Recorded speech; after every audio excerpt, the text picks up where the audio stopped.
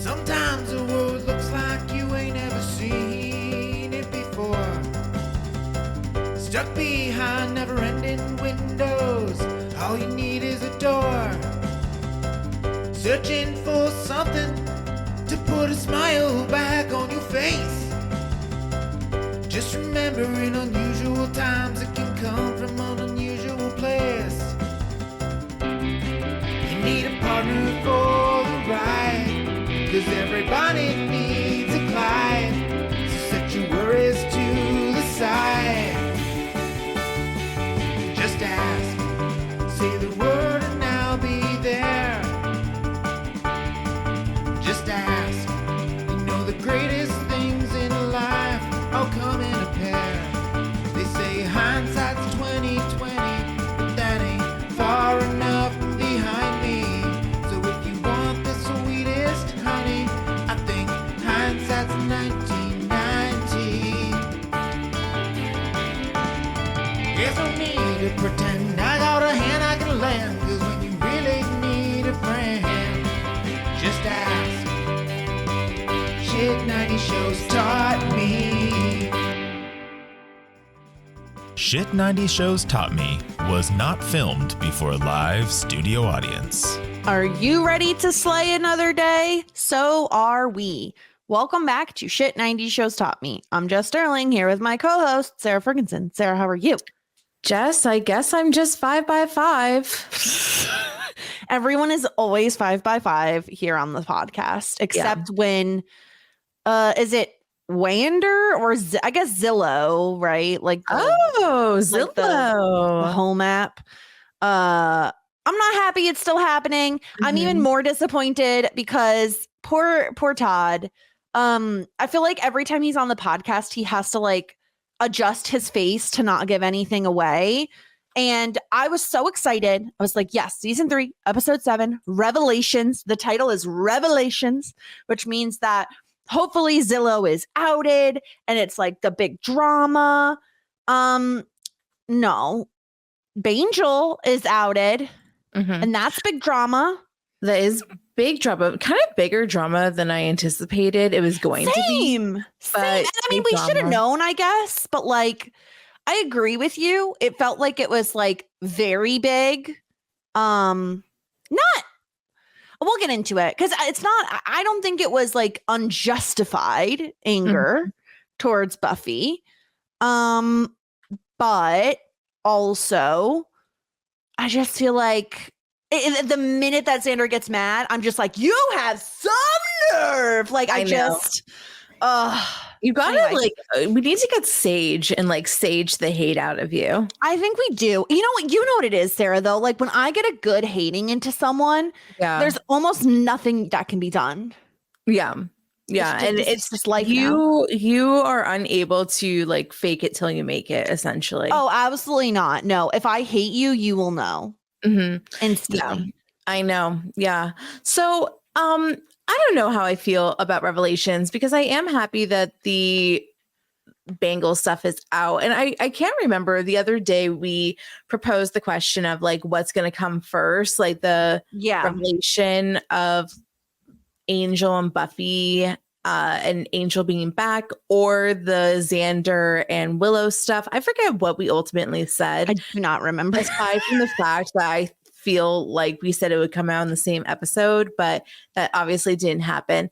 I feel like I am in the mood for an arc of a villain. I miss the Daddy Vamps days, and yes, I feel as though Gwendolyn Post could have been our girl because yes, I kind of loved her. Like I loved the fact that like we had like an evil female villain.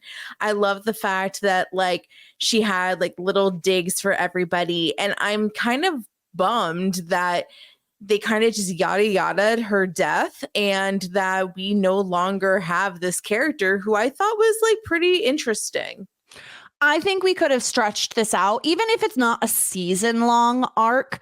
I think like a mid-season arc or like a mini arc would have been fun, because the idea that there is a watcher who has been kicked out of the Watcher Society. Yes. And where is this memo? There are so many freaking memos that are getting lost in the mail in the Watcher Society that we're going to have to discuss. They need to get their shit together. But either way, the fact that we have like a defunct Watcher pretending to be Faith's new Watcher to like infiltrate was so good. And like, it was just excellent on many levels because she is the epitome of like, fake it till you make it. She is the epitome of confidence is key. Just act like you belong. And that's what she had to do. Yeah. This is exactly what I was saying the other day. I was walking into like a government official building and I was being like, Adam was like, are we even supposed to be here? I was like, well, if you walk in like you're supposed to be here, then like nobody's gonna ask questions. Yeah. So that's the thing. And Gwendolyn Post had it. Yes, she was kind of a bitch, but also I kind of also like the thought of Faith having a female Watcher. We know that she's already had a female Watcher. She's like another British person. Apparently all Watchers are British. Who knew?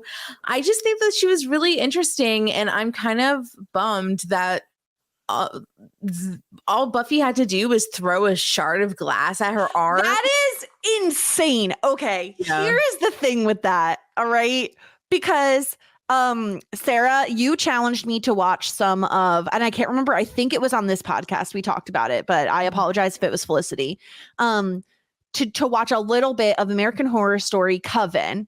I've watched all of it, but whatever. Well, I've watched like 3 episodes so far, and there is a moment, spoilers, I guess, if you haven't seen it, where like basically one of the witches causes a bus to like flip, and somehow this causes body parts to just be flying off people and get severed, because the next time they're in the morgue, there's just like body parts everywhere. And I'm like, literally, how is this possible? Buffy shows us how this is possible. She chucks a shard of glass and it just chops off Gwendolyn's arm like that. Like, has anybody okay, do you remember that show where they're like, oh, we debunk myths that like are Mythbusters?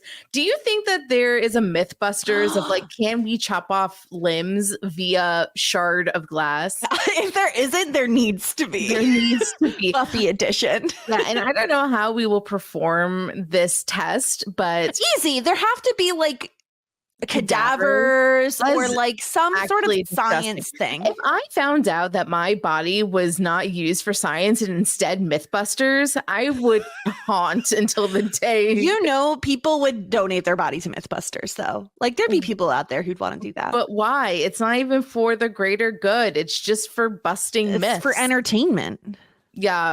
Yeah, babe, I'm not your entertainment. Like, I am a dead body, and you can cremate me after you use my organs, but like for good only. Yeah, take out the useful things and then roast and toast me. I'm done. I'm cooked. That's it. Yeah. But yeah, I appreciated Gwendolyn's entrance. Again, she's like coming in hot. She's like, oh, Giles, you don't have these 10 very specific books. Wow, you're a shitty watcher.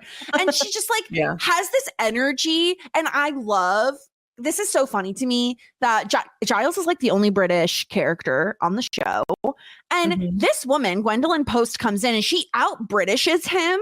She's like, you're too Americanized now. Like, she even, and I asked our British correspondent, Stuart, I did ask about this because I was curious. I said, is it rude if someone comes into your home and has their own tea steeper instead of like using your tea? And he said, without any explanation, yes, that's rude. Like, if you're going to bring your own tea steeper, be like, oh, I have this new tea. Do you want to try some? So this bitch just comes in. She has her own tea steeper in Giles's own house. She like, I guess we should have known from the beginning that she was evil because she's very snobby.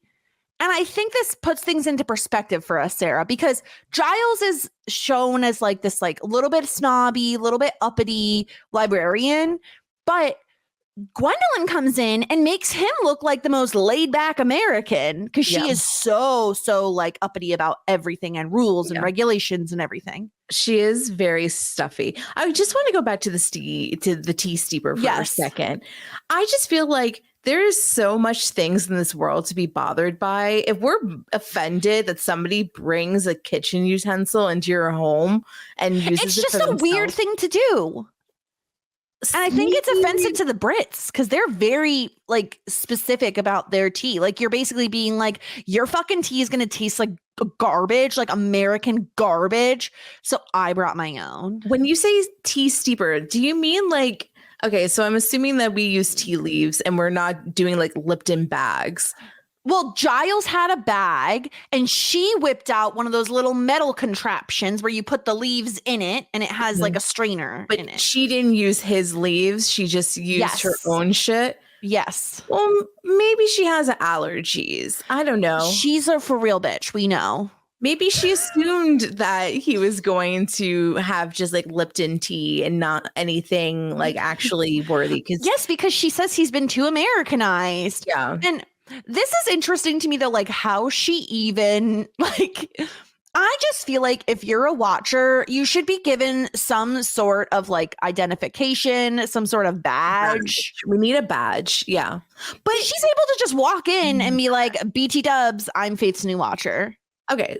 So the thing is that yes, you can have a badge, but like, did she have to hand her badge back? Like, do you have duplicates of the badge? Are they easily like replicated? Because I can guarantee you, give me like 10 minutes and I can whip up any sort of thing in the world. I can pull up fake credentials.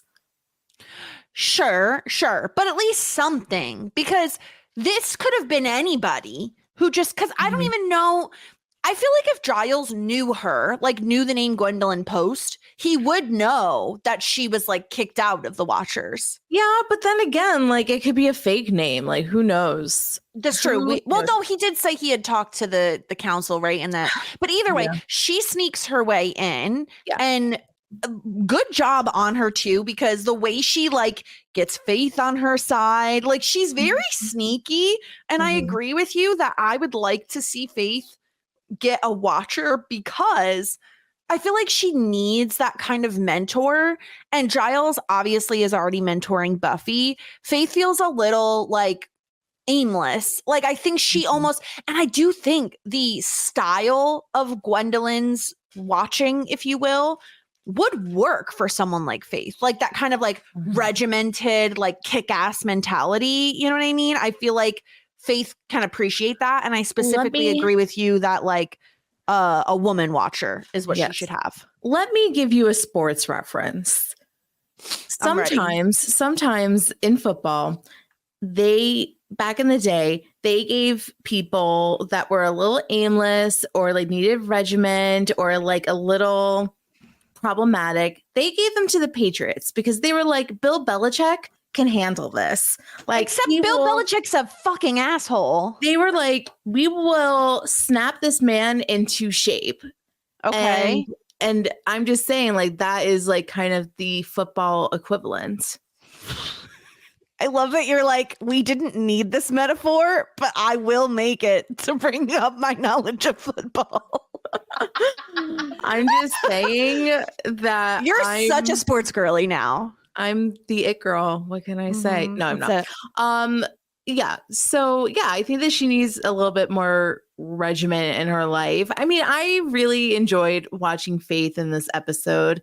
I want more Faith. I really, really, really like when her and Buffy were fighting. I like the fact that she has this like rough around the edges-ness to Buffy that compared to Buffy, but even though like Buffy kind of has it too, it just is a totally different feeling. And I really like Faith in this episode. I'm really excited to see her. My only concern with Faith getting a new watcher is, does that mean it's the departure of Faith? Because Like, Yeah. you know what I mean? Like, we don't need like 2 watchers. We have Giles. We don't need 2 at the same time. That's too many cooks in the kitchen. So if Yeah. Faith gets a watcher, does that mean that it is Faith's departure from the show, at least for a little while? It's possible. It also makes me wonder about Giles's standing on the council, because Gwendolyn obviously gets on his case a lot this episode, but we don't know how much of what she's saying is true. Like, there could be some truth to what she's saying about like keeping Buffy on a tight leash. Like, you know, like he hasn't exactly been on her as like strictly as like even I'm blanking on her name. What was the other Slayer's name? Kendra. Like, she was very like almost militant in her training. And I think maybe that's more of the norm. And so who knows if any of what Gwendolyn is saying is true, but I agree with you. Like, if Faith gets a new watcher, she's probably not going to be hanging around Hellmouth. And I'm really enjoying, I really, really liked this episode, that we started the episode with Buffy and Faith, like, oh, we're going to go on a little date together. We're going to like hang out and be like friends and everything. And we ended the episode with them kind of like not on good terms. And I really like that. I think it's more interesting to have the Slayers be a little bit at odds, because she views things very differently than Buffy does, specifically when it comes to Angel. And this is like a big thing. So we kind of already set up Gwendolyn, and the reason she's actually here is because there's a demon named Lagos, and he wants a fancy glove. And this fancy glove is in someone's tomb. And he needs the fancy glove because when he puts on the fancy glove, he gets like a ton of powers. But once you put on the fancy glove, you can't take it off or you will die. So the goal of Buffy and the Scoobies is to find fancy glove, burn fancy glove. And Angel, for whatever reason, like after he does some hot yoga with Buffy, is like, I'm gonna go find me a fancy glove. Is he just trying to help? Like, why is he doing this? Of course he's trying to help. He realizes that he is persona non grata. Nobody likes him. Nobody wants to invite him to their birthday party. He's stuck all alone in this like crappy tomb. And he wants out, you know, he wants to come to the party. He misses the days where he can go hang out with the Bronze and like fuck around and have a good time. He wants to get invited to the secret meetings that Faith got uninvited to. And he wants back in on everybody's good graces. So he's like, oh, you need this glove? I can help that. I can It's like an olive branch, but it's a glove. Yeah, it's a glove. Yeah. So this glove is the impetus for like what's going on. Now, I wonder if Gwendolyn Post was, so she came here specifically for the glove.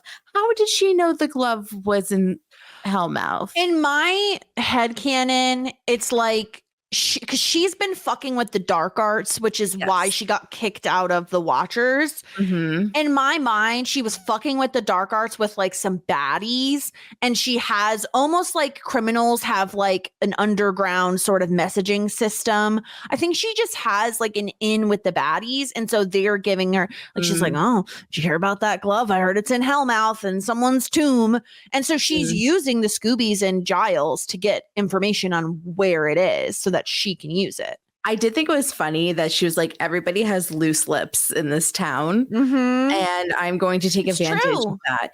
Yeah, I mean, like, they're all a little stupid. Like, let's keep our information to ourselves, you know? Yeah, maybe like do a little bit of like at least a vampire test on someone. I guess she was around during the daytime, so that's enough of a vampire test. But she could be any other sort of monster.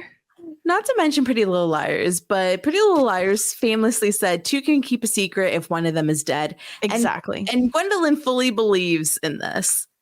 Yeah, exactly. She will kill everyone in her way. So Angel gets the fancy glove, and we know Buffy has been sneaking away to see Angel. We even start the episode with like Willow and Xander being like, oh, what's she been up to lately? Like, I think she's dating someone. Willow, very perceptive. She's like, Buffy hasn't been around. I feel like there's a guy. Cordelia is also in on this. And yeah, when Xander goes out to do some like recon. What is it called? Reconnaissance. Yeah. to find the fancy glove. He sees Angel with the glove walking away. I found this very interesting, Sarah, because if it's me and I know a demon has returned from hell, I'm probably going to go clue in the other Scoobies. Like, I'm probably going right back to Giles and Willow and being like, Angel's back. We've got a problem. He follows Angel by himself. I'm like, this is very bold, sir. I think that he was just shocked. Like, he was like, this can't be right because, you know, lest we forget, Angel was supposed to be a deado, but here he is right in front of him. He was supposed to spin off. Yeah. He was supposed to spin off, but he chose not to, which is his own choice, I suppose. And so it was like pretty unbelievable. He's like, my eyes must be forsaking me. I simply, maybe it's a clone, maybe it's a lookalike. It can't possibly be Angel. But lo and behold, we see Angel. He's like macking it up with Buffy with a big heart on. And it's like, hello, sir. Like, you are evil. And last time you got a little too happy, you turned super evil. So this was very alarming for him. And then he went to go tattletale. And famously, my number one opinion in life is snitches get stitches. I knew you'd be against this. Yes. And understandably so, because then they try to do, I don't know what is with television shows we've been watching and interventions. Interventions don't work, people. Okay. No. But they try to have an intervention for Buffy. And I appreciated the way Willow came in, where she's like, guys, remember, I statements, you know, and I liked, because I thought it was totally fair of Willow to say, I don't think, Buffy, that you can see very clearly when it comes to Angel. I think your judgment is clouded. That I feel like is a totally fair assessment and isn't like accusatory, isn't pointing fingers. Don't get me wrong. I admit this is going to shock some people.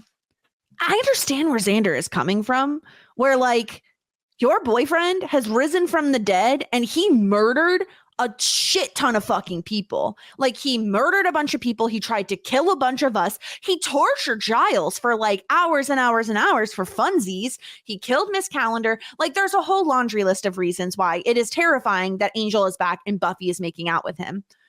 I think where my problem is with this like intervention, first of all, 5-on-1 is never going to feel very good if you're the one, right? Like, this isn't the first time they've done something like this, Sarah, where they've really just like come at Buffy all at once. Like, they did it at the party as well.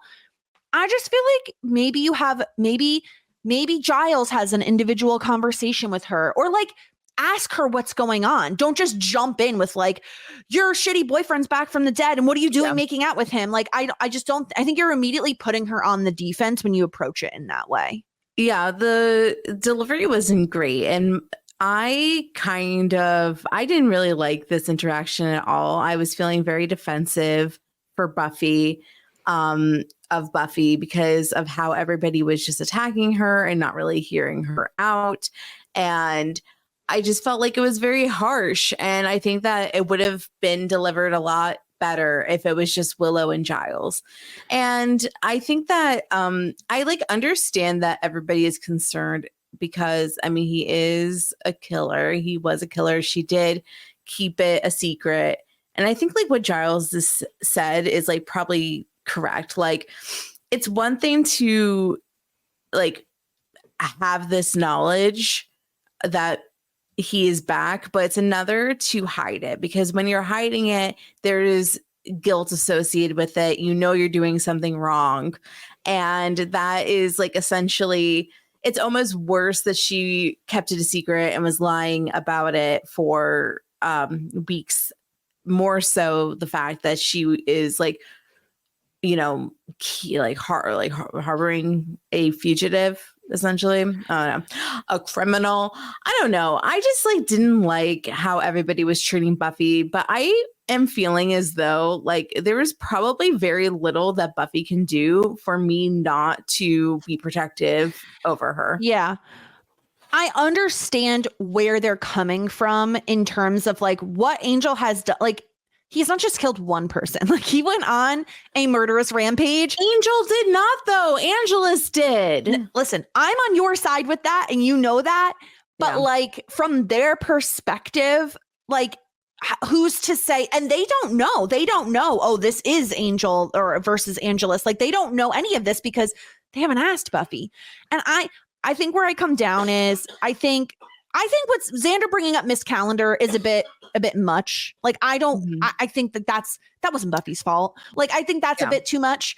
I like where Willow stood on it, and I also understood Giles. You know, like he got tortured for literal hours, like for pleasure by this guy, and I'm your watcher. Like you are supposed to be able to talk to me. And I think like that sucks, you know, like that really does suck. And I think he has a good point there. I just think everyone ganging up on Buffy is never going to be very helpful. What I want to ask you, Sarah, because I thought this was so interesting in this moment. So Buffy accuses Xander of being jealous of Angel. And like, that's why he doesn't like Angel.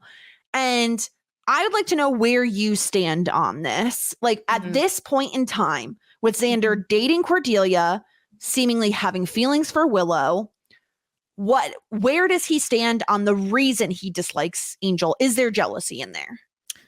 I don't think so. I think it's like one of those things where like, yes, maybe that was the original reason why he didn't like Angel, but now like it's kind of like you, like he's gotten his good Hayden in, and it's just like maybe he like lost the plot why he hates Angel. He just hates Angel. Like there's not much that you can do, but I think that he has his plate full, and I honestly don't think that Buffy's like on his mind that much these days.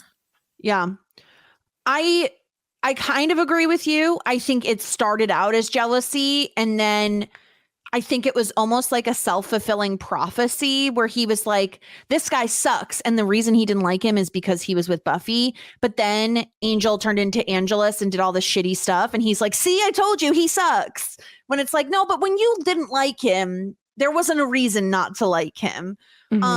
But yeah, I also thought, I was like, whoa, Buffy bringing that up in front of Cordelia. And then like, you know, her not really knowing Willow's also there. Was pretty funny. And I love Buffy being like, don't even get me started on you, Cordelia. Like, whoa.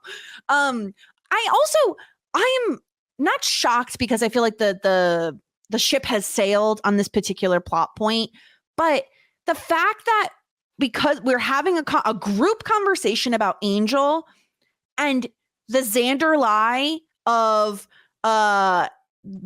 just to remind everybody and reset in the finale, Xander lies to Buffy and doesn't tell her that Willow is working on getting Angel back in instead of Angelus, like breaking the curse essentially, or bringing back the curse, whatever.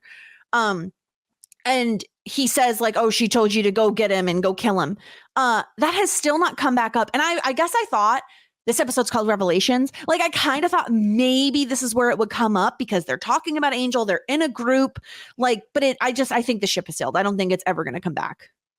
Maybe not. Like, I think that it's not, I wouldn't be surprised if it does come up eventually, especially if we're going to have like continued issues between Xander and Angel. So I can see it like kind of unraveling eventually. But yeah, I still think that this episode would have been like so much meatier if like the Willow and Xander stuff came out and the Angel stuff came out and the, you know, Angel and Xander and Willow situation came out. Like if it was all of the above, but you know, we can't have nice things over here in Sunnydale. No, we got to pace ourselves, I guess. Yeah. Also, why the heck wasn't Faith at this meeting of the Scoobies? Like, she's a fellow Slayer. She knows the Angel backstory. Like, she's been read in on that stuff. So it's a bit shocking to me that they don't have her at that meeting. They're a clique. It's hard to become it is rude. It's hard to become a Scooby. Also, Faith does not go to school there. This is obviously happening during school hours. So they were probably just like, she's been at the school during school hours for like seemingly no reason. No. Okay, never mind. I don't think so. I think that she met Scott there. Like, is that what that guy's name was? She went to a school dance. Yeah, she did all that stuff. She was a date at the school dance. I don't think she's going to school. You think that Faith is no, like, no, hey, I'm saying she's not going today? to school. She's not going to school, but she could just casually show up. She just shows They up. could have called her in. Yeah. Yeah, they could have beepered her in. Yeah, exactly. Beep her in. I also, again, I'm not defending Xander by any means. I loved the team up between Xander and Faith, like storytelling wise. I thought it made a ton of sense that like Xander is peeved. He is so ticked off at this entire situation. Faith comes in, and this happens, Sarah, where like you're heated and someone else is heated, and you like fan each other's flames in like a very unhealthy way. Yeah. I loved this because it made so much sense in the world that Xander'd be like, hey, you're a Slayer. You want to help me kill an evil vampire? And she's like, fuck yeah. I love punching evil vampires. I would love nothing more than to do that. She's so cool, right? Like she is just like so much cooler than like I can even fathom, because like, I don't know, she just has this like 90s grunge edge to her, which is just like so cool with the dark lip. She even has like burgundy toenail polish. Like she's just so cool. And she's like, I don't know. She was ready to like annihilate Angel. And I mean, I definitely thought like Xander was being a little manipulative in the situation where certainly he like knew that she kind of has this edge, this temper. He kind of like dropped the fact that like they all hung out without her, and like Faith like seemingly has abandonment issues. Like, I think that she is parentless. She is watcherless. Like she essentially, like her watcher got killed in Boston and she has essentially nobody. So just having the thought that like nobody is there for her and everybody abandoned her and she's not invited to places, and she finally thinks that she's fitting in and having friends, and even they don't invite her. Like I feel as though maybe like Xander didn't think that far, but like obviously that was going to like trigger her. And then and even so, like she thought that her and Buffy were like connecting, and for Buffy to, you know, lie by omission about Angel. And honestly, I think if anybody would have given Buffy like a chance to explain herself and like kind of not be judgy, I think it would have been Faith. Like I do think that like Faith is not like Kendra, where Kendra was like, everything is black and white, you know, like there is no black and white. Vampires are bad. Angel is bad. I think like Faith could have been like, if you tell me the full story, like maybe I'll understand, but she'll probably be like, let me meet him then. Like, let me see him. You know what I mean? Like, I think that like she probably would have questioned it, but I also kind of feel like she's not like a judgy person. I think that she would have been open. I don't know. I feel like you're disagreeing with me. I do kind of, because while I do agree with you that she is not Kendra, she is not like, these are the rules, I stick to them. She's almost a very strange combination of like, I'm a new Slayer, so I know vampires equal bad, but I'm also a little bit roguish and like will do my own thing. And so I think when you combine those two things, she's like, what? Buffy's keeping a vampire alive? I'm going to go slay it. Like, I think that she is very brash and kind of acts without thinking in a way that could be like very dangerous. What I will agree with you on though, is I think if Buffy had a chance to explain herself, I do think Faith would be the one person beyond Willow who would understand and like be a little bit more empathetic. I think of all the people in the room in the intervention, Willow was by far the most empathetic.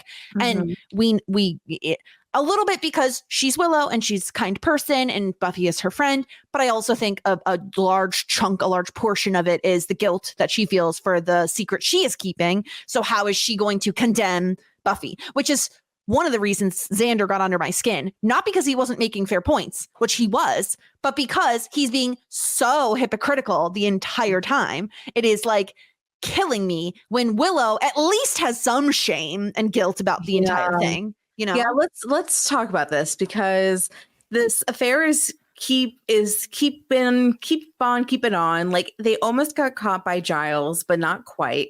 Mhm. And I think that it's finally hitting Willow that, like, this is something that she should be ashamed of. Like, she feels really bad about it. And she was about to tell Buffy, but then, like, a stupid vampire came. I'm so mad. I'm so mad. Yeah.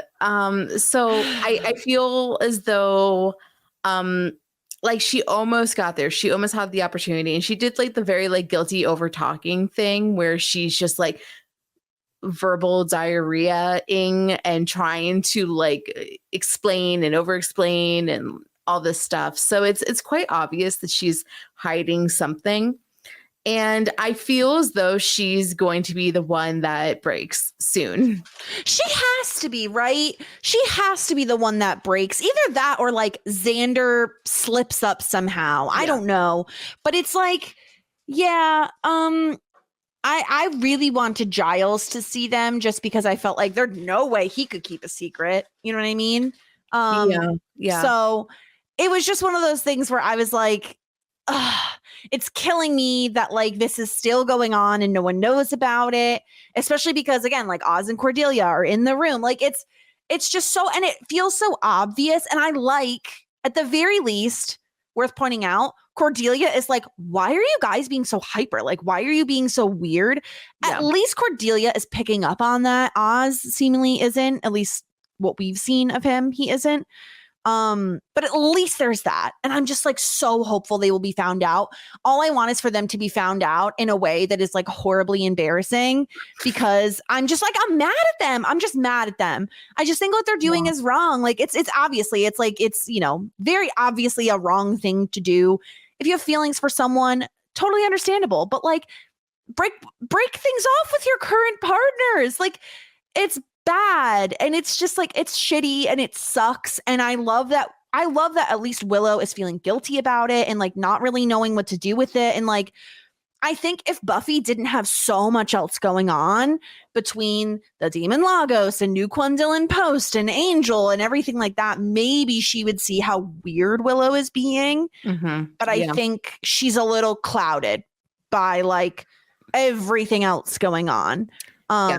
So I don't know. I think that this is going to get outed next episode. I really do. Like, I really cannot see a world where this just keeps going on, because I think it's time, right? Like, maybe this is like a trifecta of shit getting unleashed. 3 episodes, 3 secrets gone. I don't know. I'm just, like, hopeful, because I just feel as though it's just, like, so stinky, or at least Buffy can know.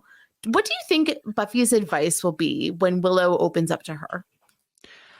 I think Buffy will be supportive of Willow and, like, not immediately come out the gate and be like, Willow, what the fuck are you doing? Like, I don't think she'll approach it like that.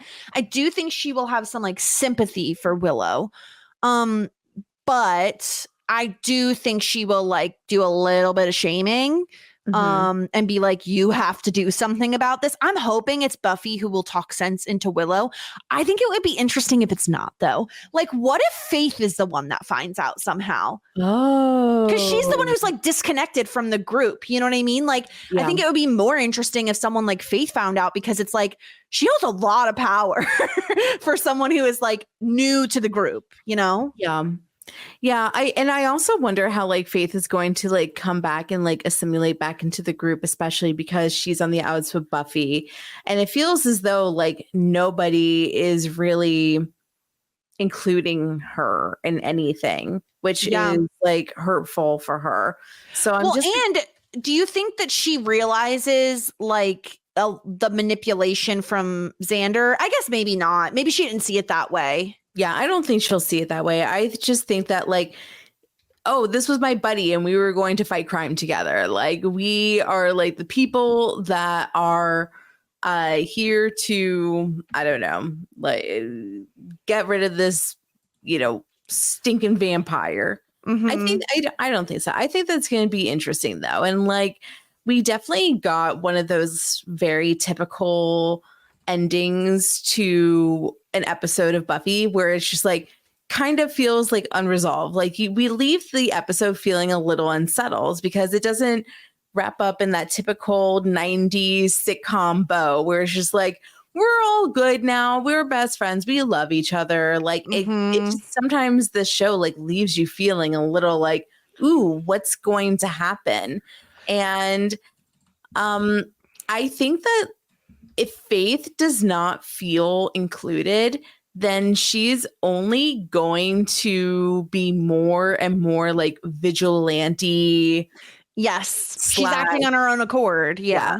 Slash like a little, and a little, I guess, like what you had said, like roguish. I think that also, and if she does that, then she's not going to play by the typical Slayer rule. She's going to play fast and loose, which I think is going to get her into a lot of trouble. And she has this like thing, and Buffy has it too, where it's just like, I think I'm right.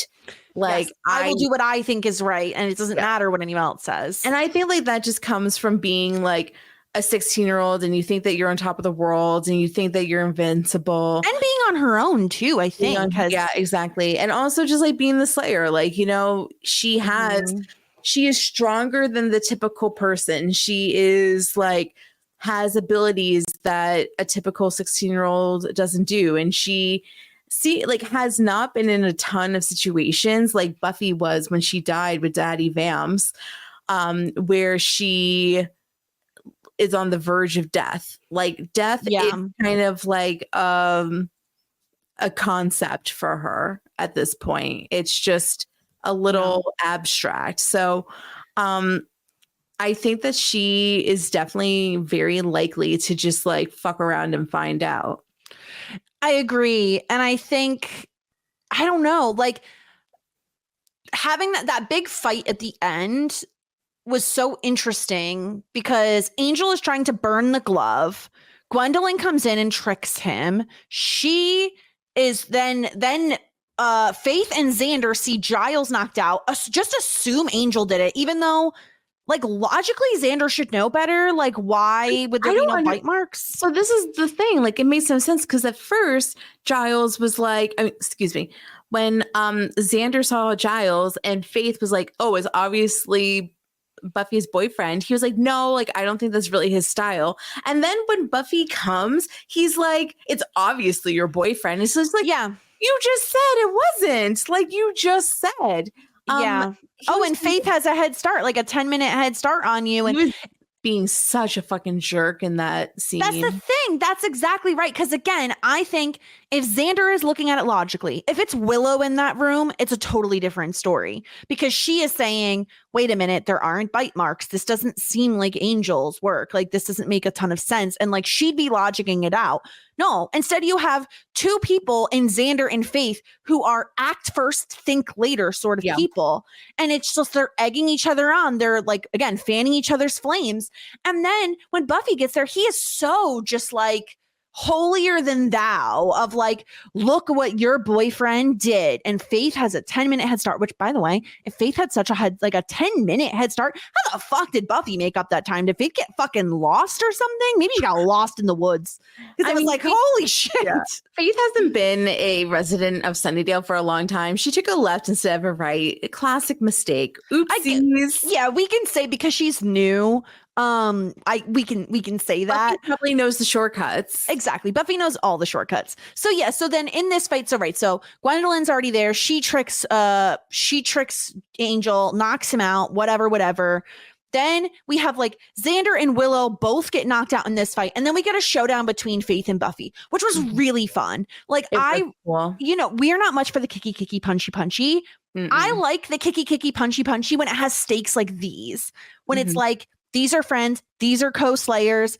They're like, Buffy's like, please, Faith, I just want to like talk to you. Meanwhile, you got fucking Gwendolyn in there just putting a glove on, holding her hand up to the heavens. Yeah, it was very, I guess, Thanos / like kind of Storm-ish, wherein like Storm is able to call lightning down, or maybe that's also Thor. I don't know. Well, both have Thor, lightning related Thanos, stuff. Storm, all the above. You put the glove on, you raise it to the sky, the lightning comes down, and she harnesses all the power. It would have been really cool to see her do more with the power than just like, and then like Arm gets like, chopped off. yeah, like that Well, was that's so the thing, though, Sarah. annoying. It could have been. I'm not even asking for her to be the season-long villain. I think like a three-episode arc. Yes, like I she's totally looking for the agree. glove. She's wiggling her way into the Scoobies, and she's looking for the glove. Angel gets the glove. Okay, we're like a couple episodes down the line. Then suddenly, then it's the heel turn.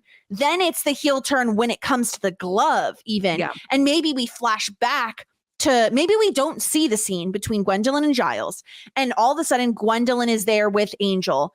And we see Angel turn his back and we see a like gleam in her eye and her grab the glove and put it on. And then we get like a flash to Giles unconscious on the floor or something. There just could have been there was like potential for like a really fun, big reveal. Yeah. And I feel like one episode just wasn't enough to like set that up in a meaningful way. Yeah. I mean, we're on episode 7. Like, what's the rush? Exactly. I mean, we still, okay, maybe the rush is, so we still have Mr. Trixie to deal with, right? Yes. We lost yes, the guy with hooves is gone. He's dead. So Mr. Trixie, we still, I mean, I assume Spike and Drululu come back. Well, I got something to tell you. Did you see the Plex picture? Oh, I haven't looked. No. Okay, never mind. Okay. But either way, so we still have to deal with them. So maybe they were just like, we have enough big baddies this season. We don't want Gwendolyn to be a big baddie. But again, we have 20 something episodes. Like we could have spared 3 for like a tiny plot line, you know? And I like a Monster of the Week format. I'm not trying to rag on that. It just felt like, gosh, if you're going to have a mole, let the mole simmer for like a few episodes. Yeah, it's definitely more payoff when it's like been like 3 episodes or something, kind of like the Miss Calendar thing. Like we didn't know Miss Calendar for a really long time had a background with the whatever tribe, the little techno-pagan tribe, whatever it was called. I don't remember, but I know what you mean. Yeah, like that was like a really cool reveal. We're like, oh wow, like she's like not just a techno-pagan computer teacher. She actually has like a purpose for being here. Like her name's not actually Jenny Calendar. It's some other sort of Romanian type name. That was a cool reveal. Like, you know, like let's make it marinate. Like we're not marinating. We're just like throwing the chicken right into the pan. And I do think that 2 episodes or something, you wouldn't necessarily have people being like sniffing it out, you know, like it, because if you let it marinate for too long, then I think people figure it out and it's not as fun when it gets revealed. I think a couple episodes would have been great. We didn't get that. Ultimately, I thought this was a decent episode. I think the problem with it is I saw the name was Revelations. I got really excited that like all the tea was going to be spilled. And we ended up with like a teeny tiny puddle of tea, which is still fine. But like, I wanted more. I'm at least happy that hopefully Angel doesn't have to keep doing like Tai Chi and hot yoga and in his basement. Like, let's like get him out. Like he saved Willow. Willow says that she feels like she likes him again. Like obviously Xander's going to have his little grudge, but let's get him doing just more shit, you know? Maybe we don't have to like make out all the time and he doesn't have to pull like an Edward Cullen and like hop on the second floor window, but like let's get him doing something if he's gonna be here. And I do think that with Gwendolyn pulling one over on Giles, I think he might be a little bit more lax in terms of like forgiving Buffy because like, dude, like she almost just took over the fucking world, man. Like, okay. I feel as though Giles needs to go back to training. Like, I think the thing is, listen, I think Giles is a product of the council I think the council needs like rules, regulations.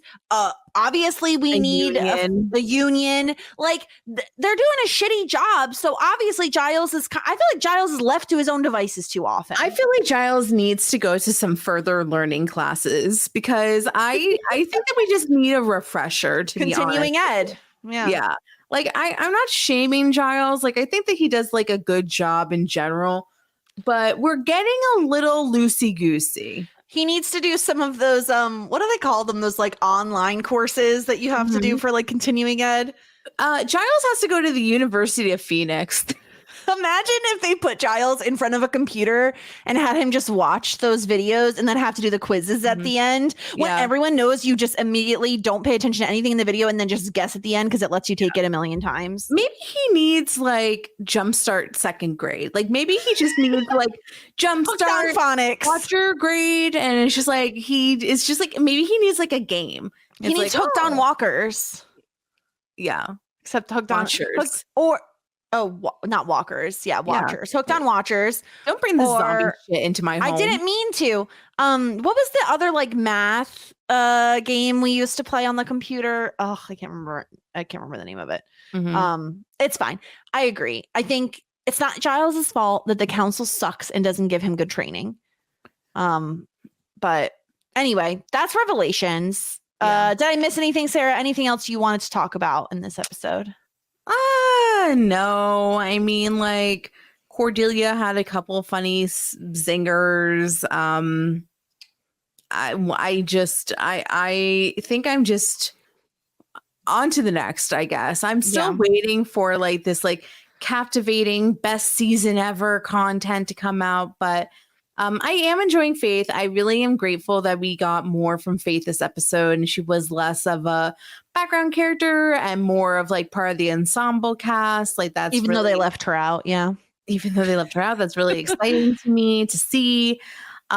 So yeah, like I'm really hopeful that it's just going to get better. And I think it will. Like, I think like this season is going to be like on an incline instead of like our typical peaks and valleys. I think that it's just going to keep building on each other. And maybe I just need to be patient. I think the problem is when you have a 20-something episode season, you're going to get some duds and you're going to get some moments where you're like, speed things along. Let's go. Yeah. Or in this case, pace things out a little bit. Let the mole simmer. But next episode, I'm very excited. So season 3, episode 8, Lover's Walk. That's an interesting title. It could be Willow Xander related, which would be exciting. And we have a special guest, Lindy, joining us. I'm so excited. Guess what? I'm going to Lindy's house this weekend. Oh, well, you'll have to tell her hi from me, even though I just talked to her not too long ago. But, okay. But you can tell her hi. You can tell her I said hi. Okay, I will.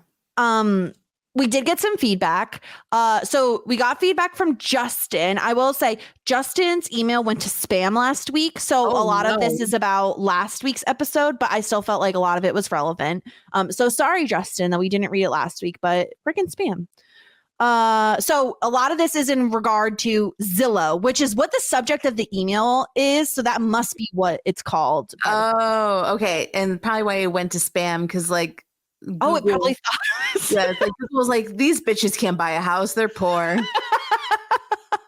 Let me just say that when I got to that scene, I had paused and excitedly exclaimed, "Ooh, they aren't going to enjoy this one." He is talking about the kiss. Yeah. But I had forgotten that Sarah thrives on drama. Yeah, don't forget that. That is pretty much my number one personality trait. It's in her DNA. Yeah. But I couldn't help but hear the wild slander of the Xander from Jess. And while I'm usually on her side, here we go. Okay, here we go. Your Honor, haven't you ever heard the phrase before, you don't know what you've got till it's gone? Haven't you ever heard that we as people take plenty of things for granted? I give you Exhibit A, Xander and Willow. Xander, having known Willow since childhood, might have had feelings, but never really know, because both of them were either too scared to act on it or because he took them, and by extension, Willow, for granted. Until the moment when Willow was literally clinging to life, battling her coma. I give you props, Sarah, for remembering the ice cream moment in the season premiere. Claps to Sarah. However, if you remember back when Xander is sitting beside Willow in the hospital before Oz arrives, he does confess to her his feelings. He says he loves her, and Willow calls out for Oz, and you could see the hurt in his face. Yeah. It's yet another moment they had set it up. It was there. See, I guess I'm used to this is probably on me because if this is a teen drama from the 90s, so I should have known better. I also view like I love you as like I would say that to my friends. Like I would say that to my family. Like if Sarah, if you are in a life-threatening fucking coma and I am by your bedside, like I am saying I love you. Like, so I didn't necessarily read you it. would to me. Do you want to test it? Do you want to get in a coma and just see what happens? Yeah, I would. I would. But this is a good point from Justin. I've seen it happen plenty of times to myself as well as others that we couldn't see what was often right in front of us until something huge happened to make us see. This is very much like Dawson and Joey in Dawson's Creek. Now, Your Honor, I'd like to bring into account the kissing scene for you to see. I went back to watch this scene as Jess was, for the most part, solely blaming my client, Xander Harris. You're Xander's lawyer. I feel so bad for you. And if you bothered to go back, you would see that Willow is, in fact, more guilty. It's Willow who not only starts reminiscing and which in turn makes Xander do the same. She's feeding him all the signs. And when the kiss happens, it's in fact Willow, not Xander, who initiates the kiss. In closing, Your Honor, I'd like to say that if the evidence is shit, you must acquit. Okay. Xander Harris deserves a fair trial. I hope you are both managing to stay 5 by 5. His last name is Harris? Xander's last name, yeah. Oh, who knew? I mean, I guess I knew it. I don't think about it, but yeah. Listen, plenty of good arguments here, Justin. I think I said a podcast ago. I don't remember. I definitely am down more on the 50-50 line. And at this point, they're both just like so deep in shit. Like it's so bad. It's so bad. They're both in trouble. They are in trouble. I cannot wait until they get caught. I really do wish that Giles caught them. That would Me too. So I wanted funny. someone to have to. I want it to be almost like a friend situation where like little by little people know and have to like keep it secret. I would love that. Yeah. Yep. Yeah. That was fun. Thank you. Thank you, Justin. Yeah, sorry it got left in the spam. I will check our spam folder from now on. I never thought to check it. We also got a follow-up email from our friend Cheryl, who is officially caught up on the backlog. Cheryl is the one who is binging everything and is now officially caught up. And she's very happy because she's just in time to hear us cover one of her favorite Buffy seasons. And we're getting to know her favorite character. It's Faith, she says. It's Faith. Faith is her favorite character. So she says some overall thoughts about Buffy. It's interesting that you're both relatively unspoiled about this show. There are a lot of Buffy podcasts, and usually it's one fan and one newbie. So this feels like a new perspective, and it's fun hearing how it looks through your eyes. I was in the same boat myself a few years back. I was probably in the target demo for the show when it was on, but I had some idea that it was like, I don't know, Melrose Place with vampires. So I avoided it. My husband is a fan, and years later, he fell asleep watching it, and I got into an episode all the way in season 6. That's so fascinating. And I was interested. So interested, I had to go back and see how the characters got there. So apparently a few years ago, she found a Buffy podcast called Buffering the Vampire Slayer. That's a good name. That's a good name. Yeah. Their thing was that one of the hosts is a musician, and they wrote and performed an original song for each episode. That is so cool. She says the songs are genuinely delightful and actually elevate some of the clunkier episodes. That's really fun. Definitely go check that out, everyone. If that's something, if you want to like, I don't know. Did she say that must be one fan and one, it must be spoiler free. Faith is my favorite character. I hate Angel. I don't think it's Angel. I like him fine on his show. And I don't think it's David Boreanaz because I like him on Bones. I just can't deal with the broody star-crossed lovers, I think. No. I mean, same girl. If they were updating the show, I'd let Buffy and Faith get together. I had this thought, was it last episode? Maybe it was the beginning of this episode where they like joke about dating. And I'm like, that would be fun. I could see that. Yeah. I don't think they'd be endgame, but I do think they'd be an amazing pairing. Better than any of the boys Buffy ends up with. There are boys I like better, though. Ooh. Angel and Buffy just bore me. I'm ready for him to head off to his own show. Yeah, let's ship him off. Bon voyage. Yes, please. See you later. I'm also a little bit of a Xander apologist, not to excuse all the toxic masculinity and poorly aged attitudes and other nonsense. It's just Xander's friend group includes Slayers, witches, werewolves, watchers, and the amazing Cordelia, and he's just Xander. I kind of feel bad for him being the only non-special one in the bunch.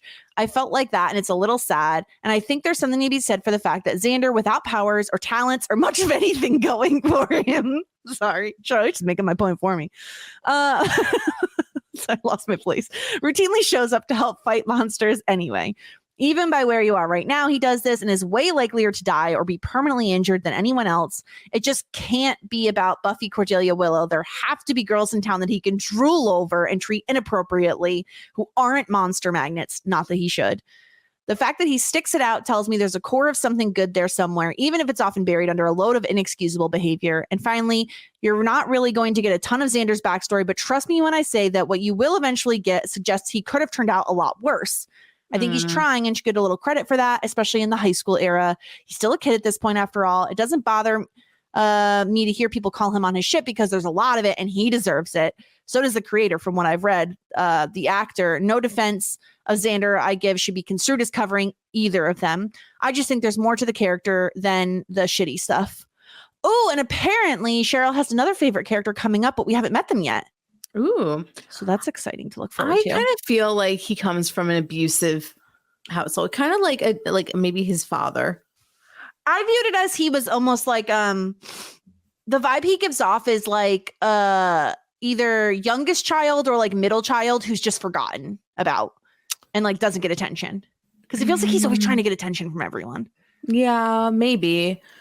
I don't know. I definitely feel like it's like I don't know, some sort of negligence from his parents.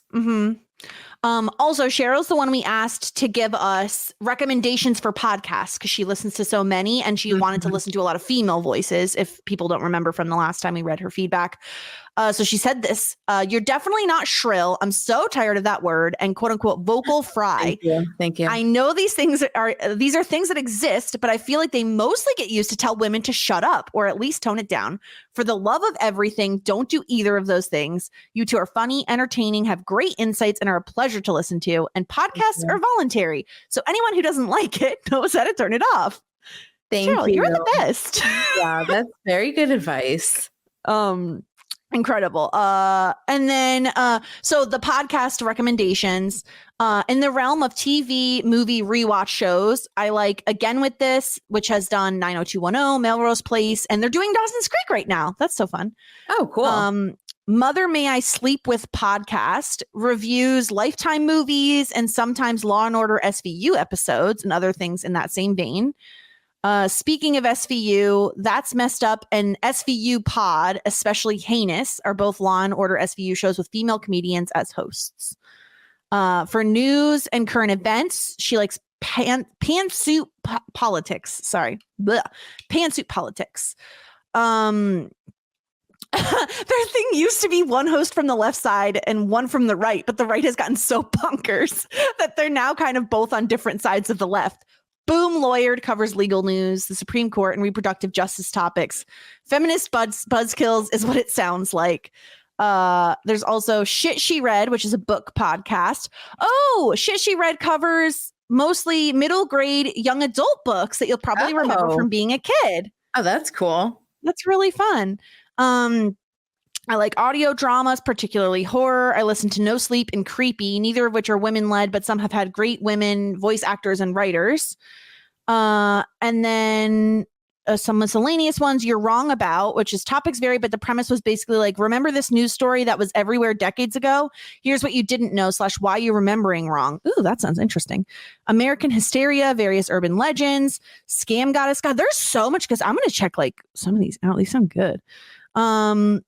Anyway, thank you so much for the email, Cheryl. I did read all of it in full. She also gave us Felicity feedback, which we talked about on the Felicity podcast. We so appreciate you taking the time to write this email is like absolutely incredible. And we appreciate your kind words and the fact that you're caught up. And now you can send in weekly feedback and you can like listen weekly and it's very fun. That is very fun. Thank you. Thank you. Yeah. So that is all the feedback we have. We'll be back next time. Season 3, episode 8, Lover's Walk with Lindy. Very exciting. In the meantime, check out the other podcasts we've done. We have Felicity Happening. We did Hocus Pocus recently, which I watched for the first time ever. Sarah has a ton going on over at Whirlwind. Check out their Pretty Little Liars coverage because it's truly unhinged and gives me so much joy. Yeah, it's so good. It gives me a ton of joy. I'm catching up on Inside the TARDIS. If you're a Doctor Who fan, go check that out. They have a lot going on, so go check all of it out. Anything else, Sarah? I think that's about everything. Shit 90s pod. Yeah. Okay. Until next time, everyone. Here endeth the lesson. Just ask. Shit 90 shows taught me. Shit 90 Shows Taught Me was not filmed before a live studio audience.